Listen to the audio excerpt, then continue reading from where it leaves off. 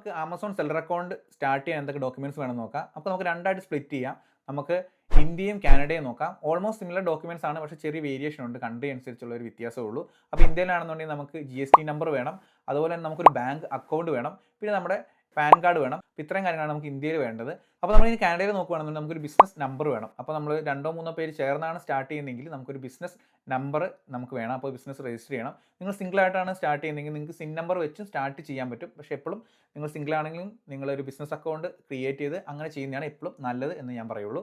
പിന്നെ നമുക്ക് വേണ്ടത് ഒരു ID പ്രൂഫാണ്. ID പ്രൂഫ് എന്ന് വെച്ച് കഴിഞ്ഞാൽ നിങ്ങളിപ്പോൾ പെർമനന്റ് റെസിഡന്റ് ആണ്, നിങ്ങൾക്ക് PR കാർഡോ ഒക്കെ ഉപയോഗിക്കാൻ പറ്റും. അതല്ല നിങ്ങളൊരു സ്റ്റുഡൻ്റ് ആണെന്നുണ്ടെങ്കിൽ നിങ്ങളുടെ പാസ്പോർട്ട് നിങ്ങൾക്ക് യൂസ് ചെയ്യാൻ പറ്റും ID ആയിട്ട്. അപ്പോൾ ഈ ഒരു കാര്യമാണ് വേണ്ടത്. പിന്നെ നിങ്ങൾക്ക് വേണ്ടത് ഒരു ബാങ്ക് അക്കൗണ്ട് വിത്ത് ഒരു ക്രെഡിറ്റ് കാർഡാണ്.